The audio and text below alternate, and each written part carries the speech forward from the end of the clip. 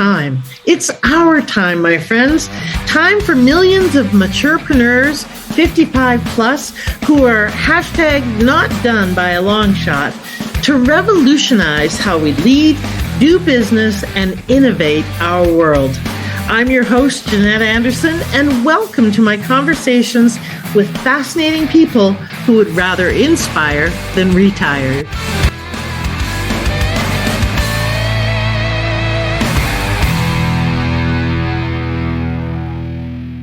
Hello, everybody, and welcome to this episode of the Maturepreneur podcast. I am Jeanette Anderson, the Maturepreneur, as you might guess. And today with me, I have the fabulous, beautiful Joanne Clark, and we are going to be talking about being exquisitely bored. Now, you might wonder what I'm talking about, but I'm glad you're here, Joanne. You're calling in from your second home in Florida, originally from Ontario, correct? Correct. Yes. Snowbirding. Lovely, blessed snowbirds who get to avoid the Canadian winter and still have access to Canadian healthcare. So congratulations on that. It's a good combo to have.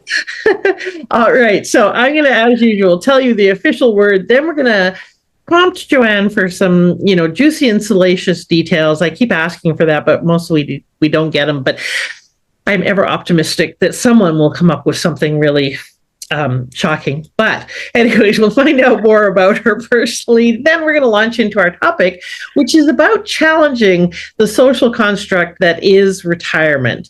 As you know, I'm all about unretirement, and this is going to be a thought-provoking discussion about how it is such a man-made, ridiculous, outdated, completely old notion. That's not what it says in her bio, but I'm ad-libbing and editorializing as we go along. And because we are in a world where we're now aging differently, we really have to define and redefine what it means to age as we grow older. And that's a lot of what Joanne's experience and book is about. So let me tell you about Joanne while she sits and talks and listens about herself. Joanne Clark has over 25 years of marketing and PR experience in global roles with some of the world's largest brands. Her experience leading high-performing teams spans both private and public sectors.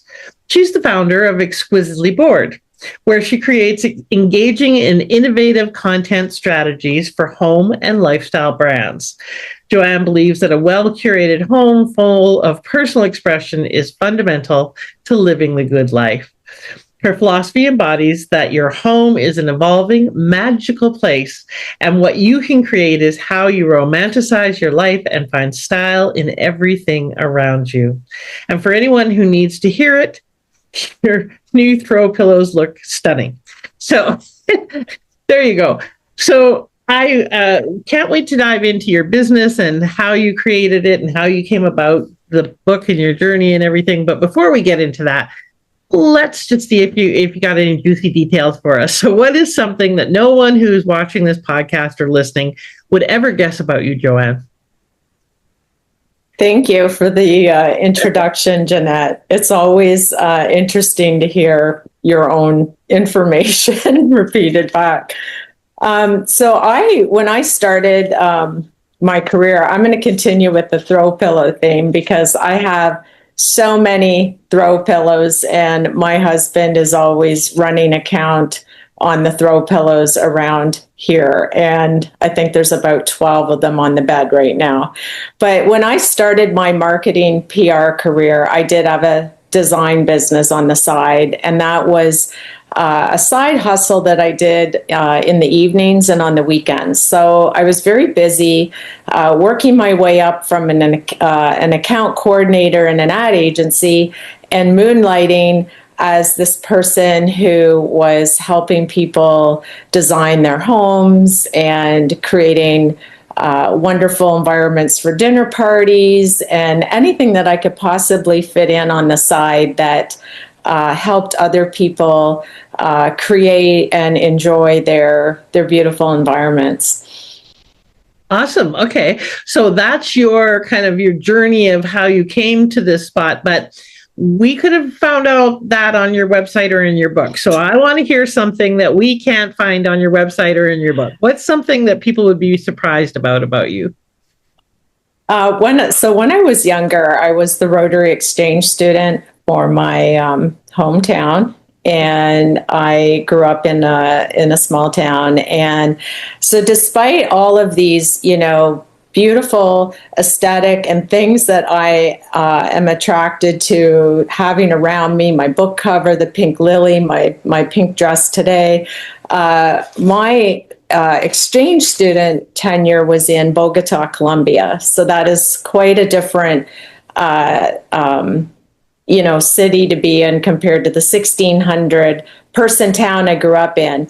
Yeah. And I was in a private girls' school, and much to the dismay of my host family, I decided that I just needed something more challenging and something way more interesting and outside of the box. So I actually went to a military academy for the rest of my exchange student year. And it turned out, everybody sort of made peace with that, but it was a pretty incredible experience to be doing something like that and to be doing that in another language in another country. And it was, it's not something that you would think would really go with my persona. Yeah, no kidding. That is very surprising. That's a good one. That's very good. Okay, so first of all, did you speak Spanish before you went down there?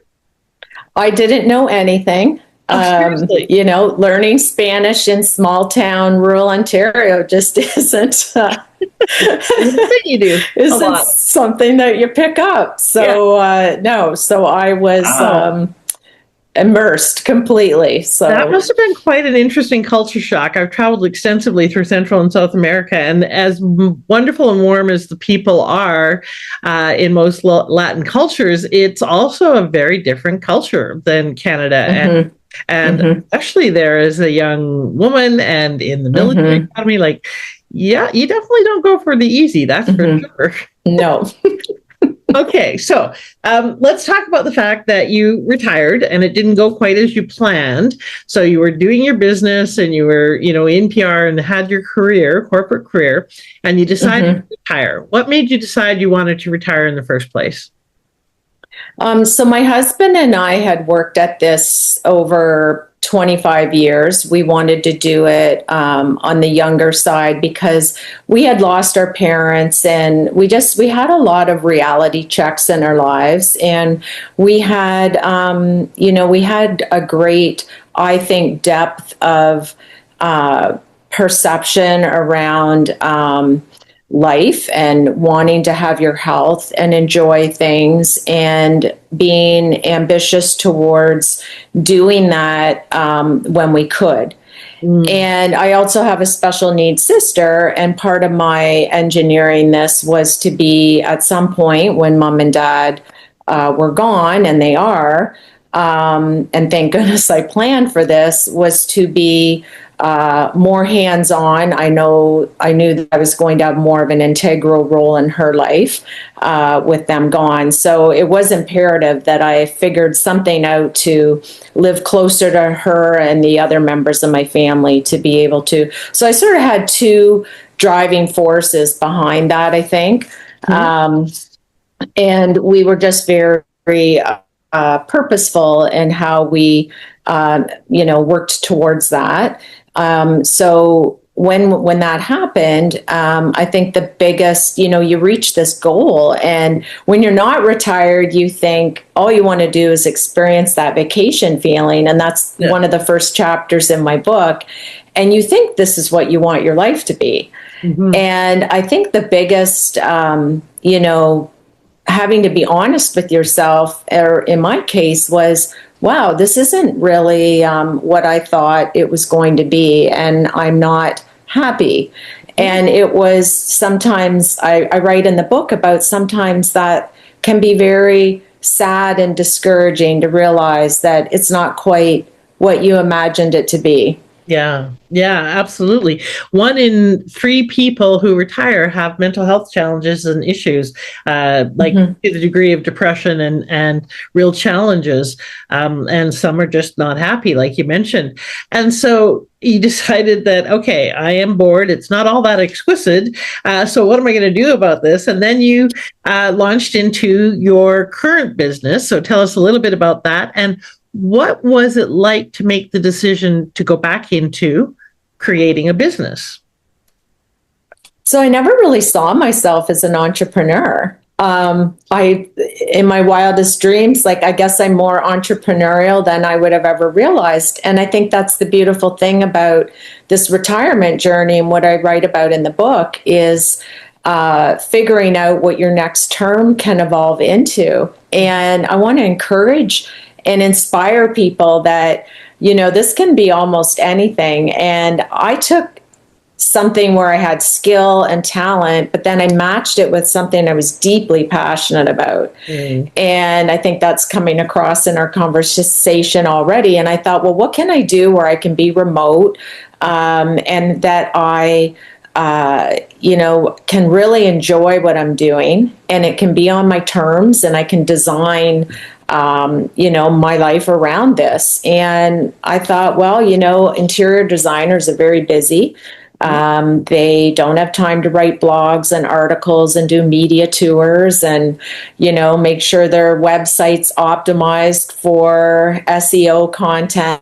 And so I was very specific at first. My tagline was words for beautiful spaces, and it soon morphed into being more of a Swiss Army knife. So I would say I'm more like a fractional CMO for some of these designers and lifestyle brands because I opened my mind to do just about anything. And I think, I didn't restrict myself. So if someone wanted, something done for a sponsorship and I had to do some running around and iron out all the details in the background, I was happy to do so because I was doing it for myself now. And I think that's been the biggest surprise is just learning about that entrepreneurial side that I guess I had tucked away somewhere. Yeah, exactly. That desire to be your own boss, which, people talk about that, but they forget that you're working for a crazy person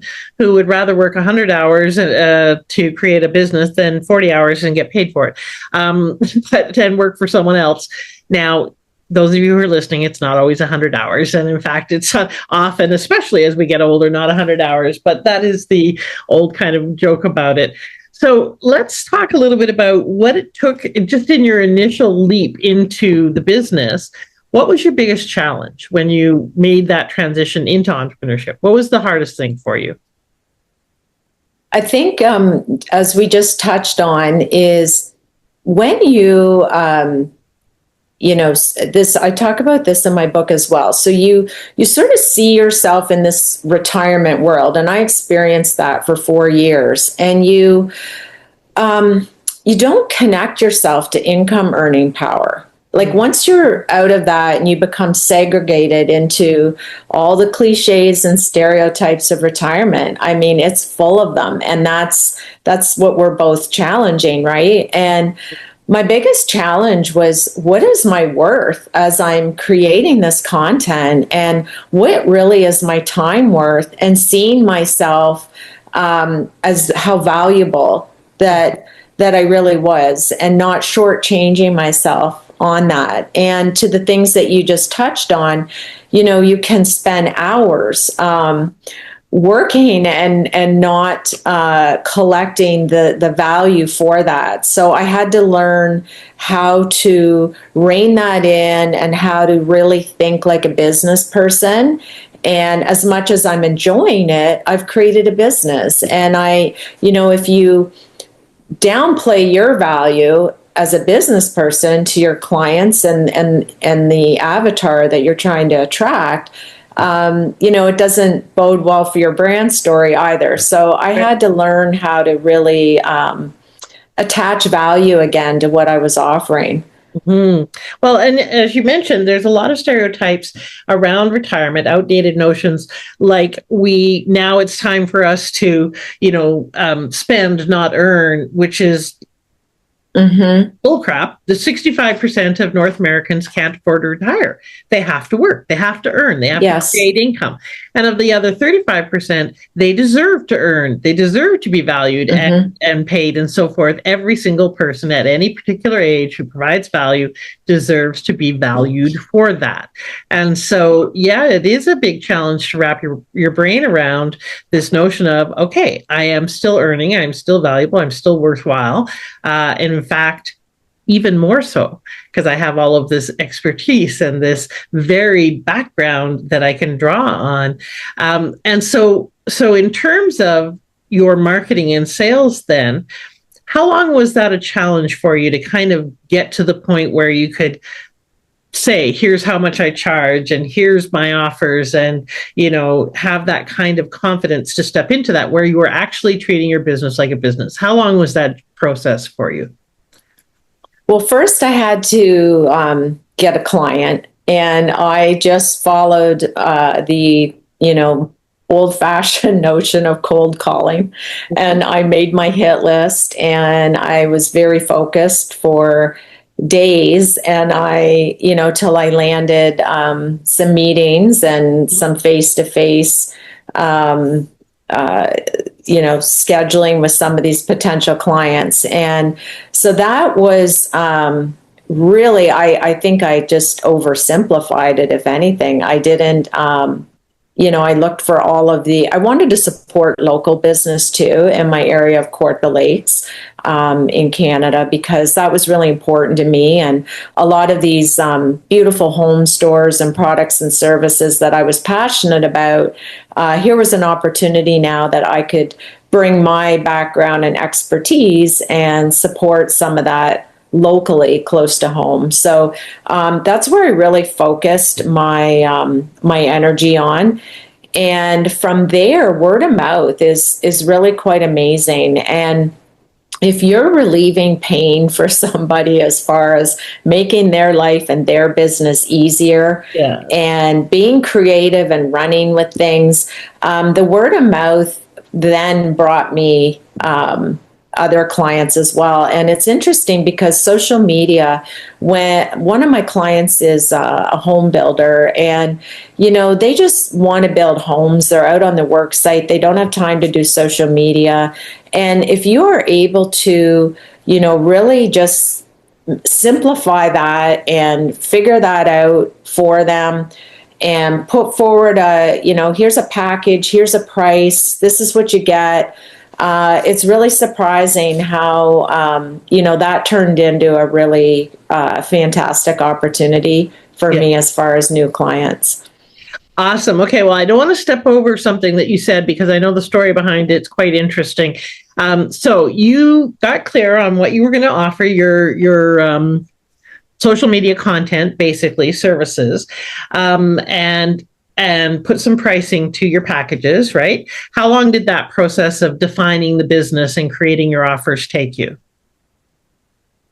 I would say, it's been almost 2 years now, but I think 6 to 8 months of just really refining what the offering is, finding my confidence again in executing certain things, and in a way adjusting some of that too. So whether you're adjusting for a different kind of business, a smaller business, the classical marketing training and principles are fundamentally, the jumping off point, and always will be. But I would say it was a constant. I had to relearn, and I had to learn new things. So one great example is I always had teams, right? When I managed people and worked in marketing, and so I didn't have that. Like I didn't just have somebody sitting over here to delegate things to. Delegate things to. And I learned how to wireframe websites. So I downloaded a program because I saw an opportunity with the client, and it was just not going to be as nimble if we had to bring another person in, and they really believed in me. I mean, they were like, Joanne, you know how to do this stuff. And I'm like, yeah, I do. And here I am behind the scenes, like till 2 and 3 in the morning, thinking, do I know how to do this? And at the end of the day, I did. And a lot of it just sounds so ethereal, but it's true. It's just a bit of confidence to believe in yourself and to learn a new skill. And I think I've really embraced that. And I know you can relate to this. Like, you can, in some things you're learning, literally feel your brain. Yeah. That's true. Okay, a couple things there that I just really want to highlight. So it took a few months to really figure out who you were, where you wanted to go, what you wanted to offer, and that gets refined as you implement it, because as you go and do some work, you go, oh, not quite that market, okay, or quite that kind of work. So it's really important for listeners to know that it is an iterative process for you to get clear. So don't wait until you're clear. Take action. And after you take action, you'll be clearer. Yes, this is the right direction. No, it's not. If you just do it all in a vacuum, you're not going to get very far. But tell us a little bit more about so once you got this all sorted out, now I know what I'm going to do. Talk specifically about how you got your first client, because it's really unusual and highly effective way to approach it. And by the way, what Joanne did still works incredibly well now. And if you want to start a business, listen up. This is how you do it. All right. So tell us what you did.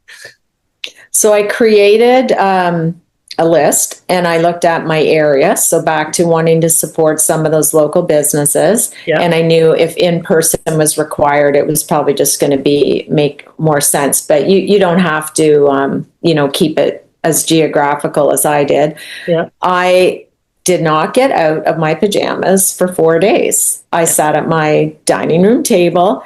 I realized that's a visual, but I literally picked the phone up. Yep. And I had my little opening spiel, my elevator pitch, and I called and called and called. And I love what you say about not doing it in a vacuum, because I called people too for help. So even though, you have this marketing background, you don't know it all, and you don't know, 4 years in, there's new things, there's new ways of, considering how to do things. So I called people and asked for help, and I asked their advice about how to price things.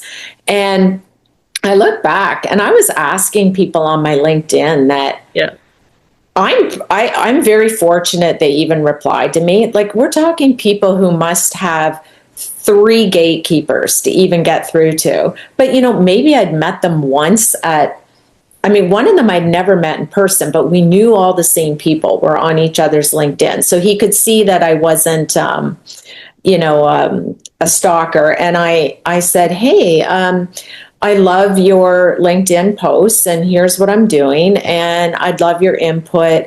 I kept it simple. I know he doesn't have a lot of time. What about this as an hourly rate? Like, do you think that's... And he replied to me.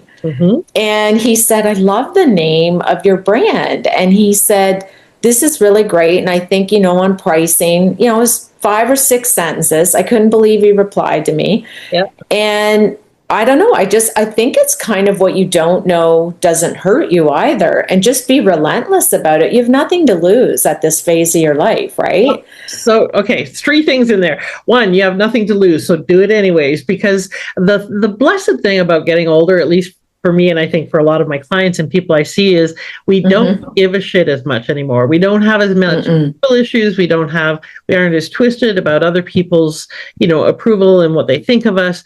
Yeah. Thankfully, finally. And so it really is a lot easier to just say, well, I'm just going to do this. And if it works, great. And if it doesn't work, okay. We don't make it about a personal, failure or lack. It's simply, I'm going to do this thing and we'll see how it goes. And secondly, you don't get unless you ask. And so you just asked and you left it to them to decide yes or no. A lot of people take themselves out of the game by deciding, oh, I don't want to bother. I don't want to be in imposition. they don't have time. You have no idea. Just ask. That's your job. Their job is to say yes or no. So just ask. And you also were really specific in your ask. So here's the one thing that I would love your support with or your help with. So those are things that work really well. And reach out when you don't know what you don't know. Then reach out and find out. Hire a coach. Reach out to friends. Get mentors. So many ways to get support. So how many people were on your initial list, or how many companies were on your initial list that you called? Oh, hundreds. Hundreds. Okay. Hundreds. So, I just, matters. Yeah. it took me days to put the list together. And I think I felt that, the volume gave me hope too, right? Like the multiple spreadsheets, and I mean, I'd have literally the notepad and the pen here. Like, and see, this doesn't have to be oversimplified. I think as we age too, you feel like you might not have the skills, and one thing I have learned is people are just so inspired and happy and excited when you're living in your purpose and in your thing. And they want to help you. I was very surprised at how people want to help you facilitate that at the end of the day when they see an authentic, genuine effort being made. Yes. And they're happy to make a connection for you or to help. And there really is there's chapters in my book. There's one on law of attraction. And I have to say, Jeanette, it's not that I thought all of this stuff in my background was all, I guess it just, you're out there busy doing your career, and you don't, now when you're sort of in the trenches, and again, you're just coming at it from a much different attitude. And I just realized that, that authentic person I was putting out there was attracting back. Mm-hmm. And it really was proven out by then the type of clients that wanted my help and that I was attracting. And when I saw it play out in my life, like I just have more faith to keep going. And it doesn't have to be over engineered. There's not a school that you need to go to. I love how you mentioned coaching. I think, people don't have to do this on their own. You don't have to build a resume if you don't know how to. There's people to help you with that. There's people happy to build you a couple of web pages. There's people to help you with branding, coaches like yourself. Like if you're trying something totally, completely new, or you're looking to just expand on what you already know, or if like me, you were out of the game for a bit, right? And doing what I call dumb things. And throughout my book, I mentioned the random charcuterie board with drinks on Tuesdays. Yeah. Like, how many of those can you do? So, when you're out of the game for a while, and sometimes I think the coaching is a really great idea to, to find your way again. I do too. And I think it's really beneficial for staying in momentum. Having access to an expert who has the answers to what you don't know, and to the things that you do know, but they can really provide that perspective. It's like we can't see the label when we're inside the jar, right? So they can see the label for you. So I think that's a very valuable reminder, and thank you for that. And by the way, while we're on that note, I'm going to put in a little commercial plug here for a laser coaching package that I just created that is all about implementation support. And I'm super excited. And as you mentioned, it really does help when you're passionate about what you do, because people then not only does it give them permission to pursue their passions, which is very valuable because we become the example, but it also just lets them know who you are and why you do what you do. And we can be more trustworthy, but also the world needs people excited about life, for the love of God. There's enough people who are struggling with, the heaviness of it. And so being excited is valuable. So I am excited about this offer. It is laser coaching, which just designed to keep you moving. If that's something, and some accountability and access to me through Voxer, you can literally contact me every single day if you choose to. You got a question, I'll answer. Got a question, I'll answer. It is immediate, quick, and really good for keeping you in momentum.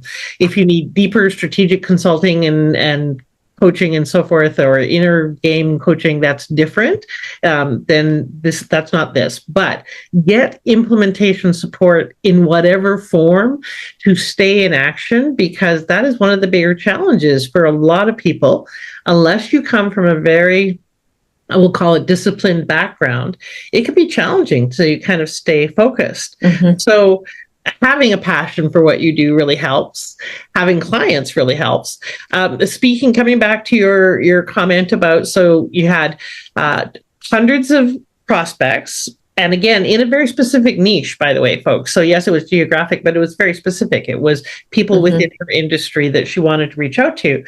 And so just briefly, tell us, what did you say when they picked up the phone, you got the right person? What did you say? What was your opening line? Yeah. And I mean, that is, on that note, one thing that I did evolve as I went, because when I started with, words for beautiful spaces, I soon realized, oh my goodness, like they need help with so many things. I'm not going to put myself in that box. So that is something that definitely after months evolved into more of that Swiss Army knife. And I think if you can be willing to do that too, then, you'll attract even more possible business. And so when I cold called, I said, this is the name of my company. And I did have a catchy name with the Exquisitely Bored. In the sort of design world, that was like just, a beautiful phrase that was a dichotomy and was interesting. And it was a good conversation starter. Yeah. And people then, I sent them to my Instagram, because I had been curating long before I ever dreamed I'd be doing something like this business.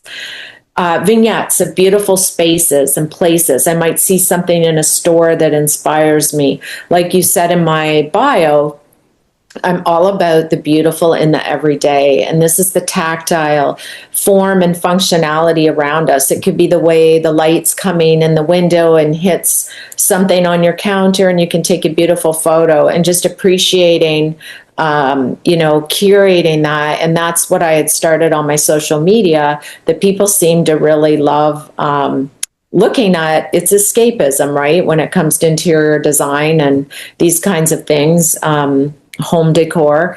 And so my niche was able to get directed to something that they could see that I was living out the passion, right? That it was something that I was literally the brand. Yeah. And this is the message too. When you're thinking, well, what can I do? What would it be?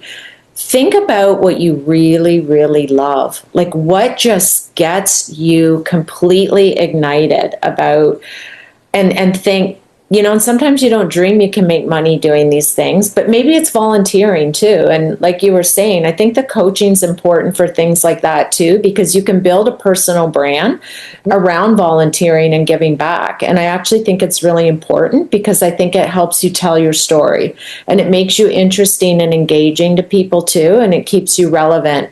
So I don't think that it has to even be about starting a business per se. I think that the coaching goes a long way with just reinventing and restarting and re-envisioning yourself. And when I called, I sent them there for the visual, and it didn't take them long to figure out that, there was going to be somebody here that not only had this background of this marketing, but I also was living the lifestyle myself and wanting to surround myself even more with these things. So I think that it is a time in your life when you can come into your own with something that you have passion for and that you really enjoy doing. A lot of people don't have the privilege of working in things that they're passionate about.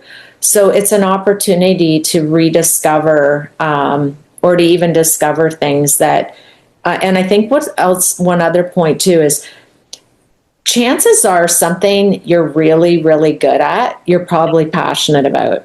Mm-hmm. And it's about really thinking about that too. Hey, what am I really good at? Because, of course, you got good at what you were doing in your job and your career, and talent and skill are kind of different, right? You can develop a skill, or you might have a talent for something. And it's interesting to explore the different definitions of those two words and to find something that you probably are really, really good at. The path probably leads back that you're also very passionate about it. Mm-hmm. Absolutely. And a really important point, talent versus skill. Check it out. For quite a while, when I've had 4 iterations of my business, and for quite a while, I worked about 8 years in the tech sector, very heavily helping them grow their businesses and with their marketing and so forth. Because I could kind of speak geek and I could translate the business strategy and, so forth. But I finally realized that as much as it was a great lucrative niche, as much as I could do the work and had the skills, they weren't really my people. They weren't my peeps. They were, yes, I could relate, I could do the work, but it wasn't what really truly lit me up. And so I left that niche, even though I was, more differentiated in that area than going back into the general kind of population of entrepreneurs and then working with women and with maturepreneurs. But it wasn't what lit me up. And even though you can do it, doesn't mean you want to do it going forward. So just because you did it in the past doesn't mean you have to do it. And like you said, often it's something that comes easily, and therefore we discount the value of it. Just because it comes naturally and easily to you doesn't mean it comes naturally and easily to others. You can probably walk into a room and make it more beautiful in seconds. And that's your nature. And so you might think, oh, well, that's easy. Everyone can do that. They can't, right? That's why it's valuable. That's why you need to charge for it. That's why it's a wonderful offering in the world. So, if you're thinking about what do you love, yes. What are you good at? Yes. What comes easily? Make sure you don't discount the easy. They can't all do it just because you can do it well or easily. So very quickly, there's so many things I could talk to you about, but I would love you to share with us the journey of writing your book. You had it published by a publisher. Many are doing self-publishing. Tell us very quickly what, just in a couple of sentences, what was that journey like, writing the book, from the time you got the idea to the time that it was published? It was nonstop. I'm the kind of person that I start something and I've got to continue. And I think when you're creative too, it was coming very easily for me because I had a message. And when I first framed the book out a year before I actually managed to sign the book deal and get it done, I was very angry. I had a lot of, this whole phase can be very fraught with emotions and complexities, right? As you know, and I'm sure you work with and help people navigate that. And I had a lot of anger because I couldn't believe that this was just acceptable, that this is what, in all my observing, I just couldn't quite wrap my head around a lot of what I was seeing. I was very disappointed in myself. There's a chapter in my book called The Shift, very dark time. And I framed the book out while I was in that, very pendulum state. And then I had to come back and temper that. And I was in a very different frame of mind by then. So the words were coming and the message was apparent of what I, wanted to say. So then the publisher, we had a date for so many words to be submitted for the manuscript. And, it's the old notion again of 1,000 words a day. Sometimes you'll write 2,000. Sometimes I don't want to say write less because then you start, it becomes a slippery slope. Yeah, exactly. And 1,000 But words you a day just, yeah, is about two pages, right? yeah, Give or take approximately, yeah. 500 words a page, depending. Okay, and so the whole process of writing it took you how long? So really sitting down after I reframed the chapters, it was about 5 months, I would say. 4.5, 4 months, somewhere around in there. And then, of course, there's all of this other back end stuff that you learn about writing a book that you have no idea what goes into it. So Right. there's the cover, there's what's going on the back of the cover, there's all the, they call it the interior design of the book.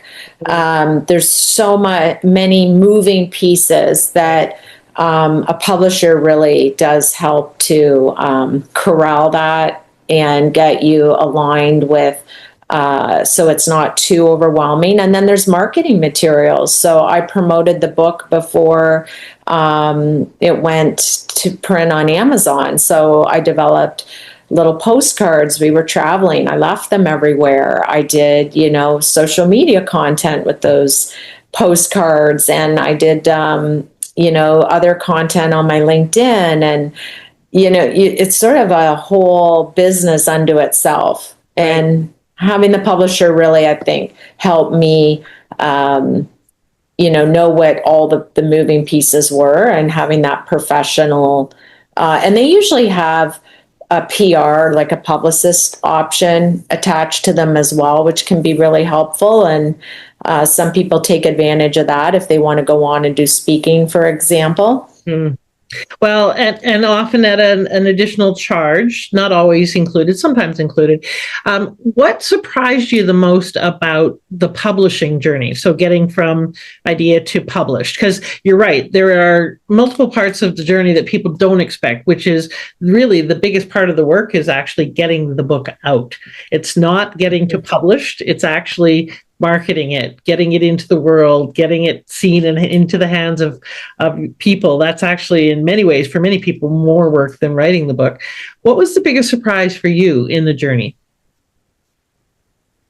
I think that piece of it, as you're describing, like I really had no idea what was involved. And and then I have to say right now, because it all just launched in September, I would never have thought that I would want to speak about my book. I thought my book was, oh, okay. So, it was a bit of a, a relief. I got my message out there. I was inspiring, and hopefully still am. And a lot of people, I think have felt more approachable to not only themselves, to be honest with themselves about where they're at, but also looking at the possibilities for what they may want to consider doing in their retirement. And starting that conversation really gave permission and opened the door, I think, for especially friends and family. But I would never have imagined I would want to speak about my book, and I do now. Yes. Completely. It's kind of like everything. It just evolves, and what you're putting out and attracting back. And I really am interested in doing that moving forward. And I just would never have thought. I thought I'll have the book launch and that'll be it. But I really want to, continue the message. Well, and like you said, it's a message. It's a mission. You talk about starting a movement and creating a new narrative about retirement, and that becomes a mission. And don't underestimate the value of that anger. By the way, we do sometimes need to pull the pendulum back a bit, but the reason for the launch of the Maturepreneur World is I got really pissed off on a cruise, a marketer's cruise I was on, and I was at a networking event. I'd been on this cruise before, but all of a sudden I was talking to someone. He asked me, what do I do? And mid-sentence, he turned and started talking to someone else. I thought, wow, what a dick. So I politely excused myself and went to the next group. Lo and behold, the same thing happened. And so then, I thought, like a lot of women, oh, it must be me. Maybe I've got my light turned down. Maybe I'm not showing up. Mm-hmm. No, that's not it. I'm pretty noticeable. If you're listening to this, I have polka dot glasses and blue hair, and I'm pretty big and large and in charge. And so, nope, that wasn't it. And I was sitting at an 8 top at dinner in the dining room one night, and there was 2 women with gray hair at the other end. And everyone was talking to everyone except them. And so after a bit, midway through dinner, I yelled down, "Hey, how are you 2 doing?" The 2 people across from them literally went and shook their head and kind of went, they literally had not seen them. They were invisible. They didn't notice that they were there until I mentioned it. And we, like you said, it's not okay that we're dismissed, overlooked, and invisible. Like, hello, I have the same value or more than I had 5 years ago or 10 years ago or whatever. So just because I might have gray hair doesn't mean that I'm suddenly dismissible. So it pissed me off so much that I really got curious and started to investigate this whole thing, ageism and what it is. And, I've been the subject of a lot of isms, sizeism, sexism, etc. But this was kind of the tipping point. It's like, yeah, no more isms. That's it. It's got to go. And so my commitment is to end ageism through entrepreneurship, or at least to be part of that. And I love that your commitment is also to really challenge that old-fashioned notion of retirement and start a movement and a new narrative about how do we live into this stage of life, because it doesn't have to be that old notion of you have a career and you get older and then you retire, you go off and play pickleball and watch Netflix and get more throw pillows and spend your whole time doing nothing but that, right? By the way, I think that's hilarious. I've heard a comedian do a riff. I can't remember. I was trying to remember while you were talking about it, about the difference between men and women is that men haven't got no clue why we need 12 throw pillows on the bed, and women can't understand why men don't get it. That's the fundamental difference between us. I think there's probably a few more, but that definitely is often a dividing line. So how can people who might be in the world of beauty and wanting to express that and connect, because you're very focused on your business of providing that content for that market. So if they're in that market, how can they find you and reach out to you? So my website is exquisitelybored.com. Okay. And my Instagram handle is exquisitelybored. And I'm also on Facebook. And I'm Joanne Clark on LinkedIn. Okay. And yeah, I would love for people to reach out, follow, have a conversation.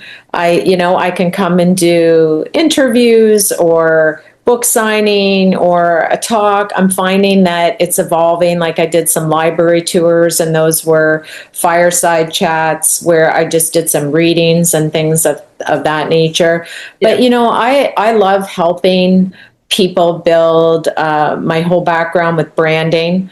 I think it's really fun and exciting to imagine somebody, whether I said it's volunteer work or what have you, to build a personal brand story around that. And it is part of what I think can be really interesting when you meet people to tell your story and to ask other people about theirs. And I think too, one elephant in the room challenge that I had at the start too was people, again, because it's based on an age, I think I did face a little bit of negative being on the younger side. And, I had a few people say, well, if you'd worked as long as we had, you'd be tired and you wouldn't have written this book. And I always like to address that because my book is for all age.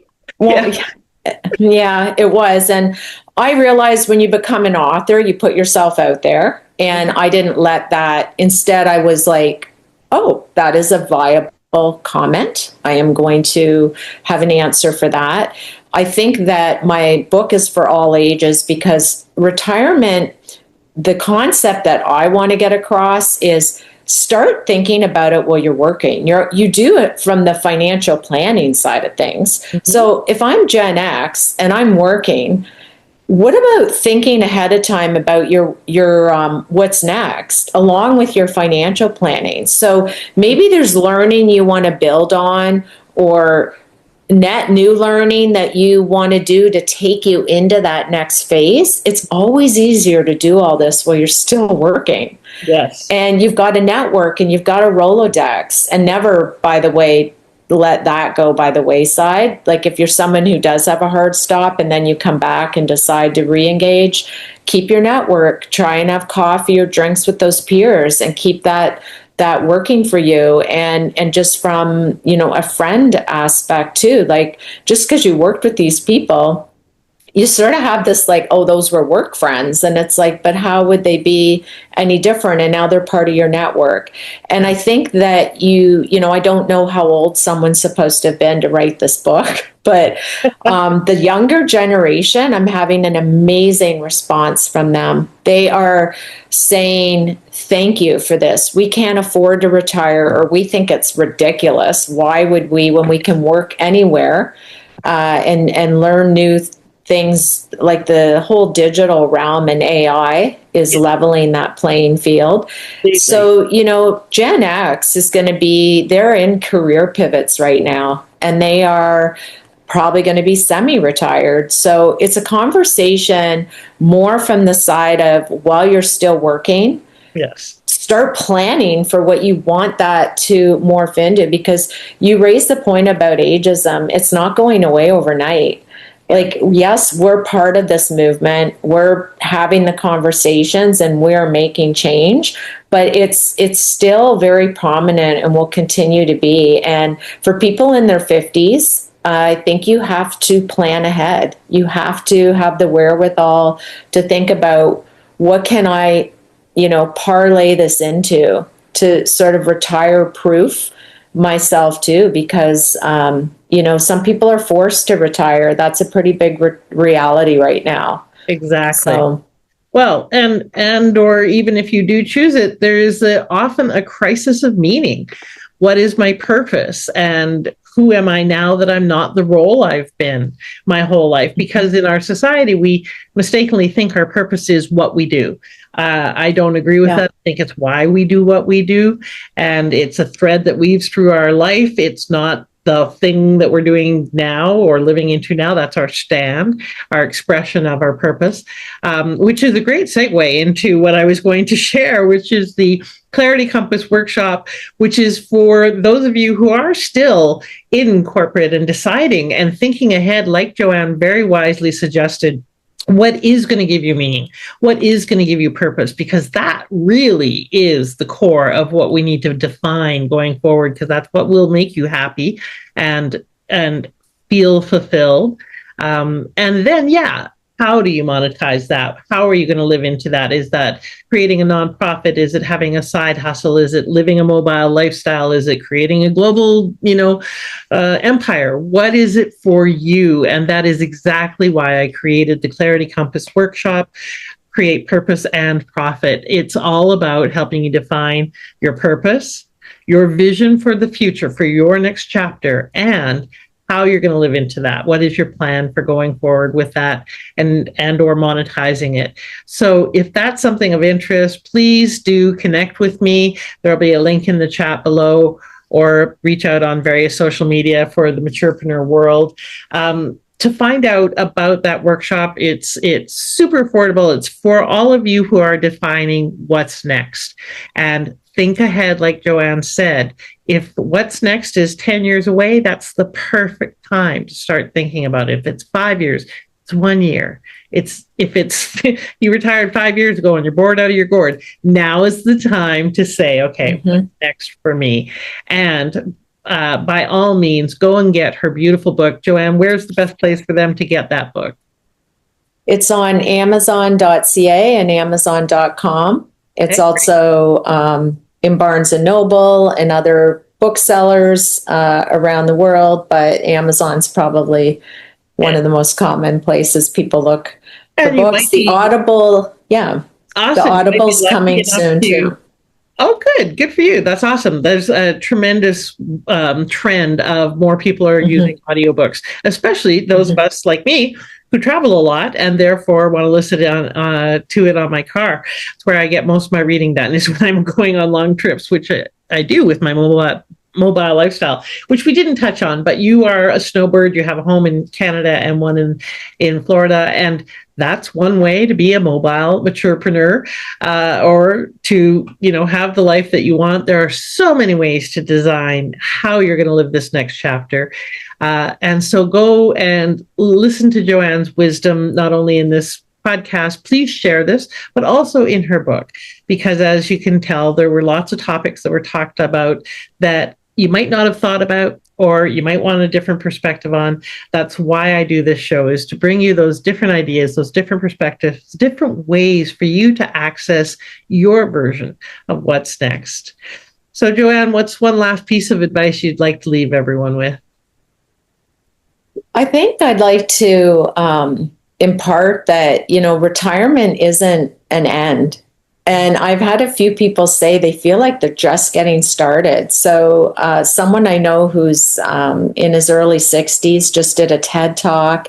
I know he has a book, in mind next, and started a small business designing his new phase around that. And, I loved when I heard him say that. He said, I feel like I'm just getting started.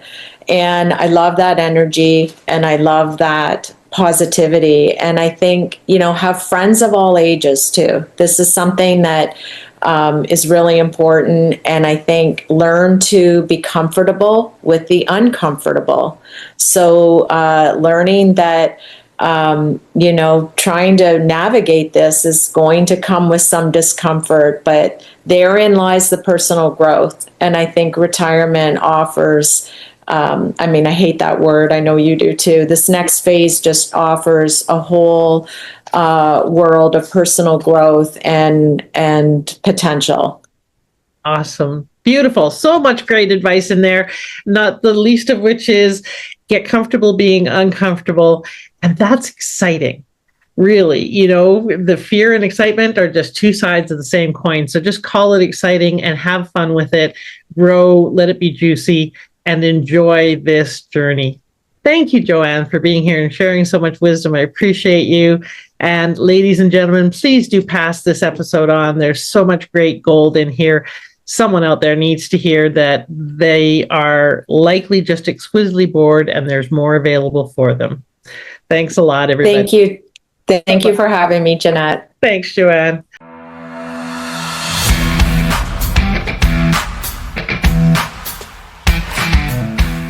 Thank you for listening.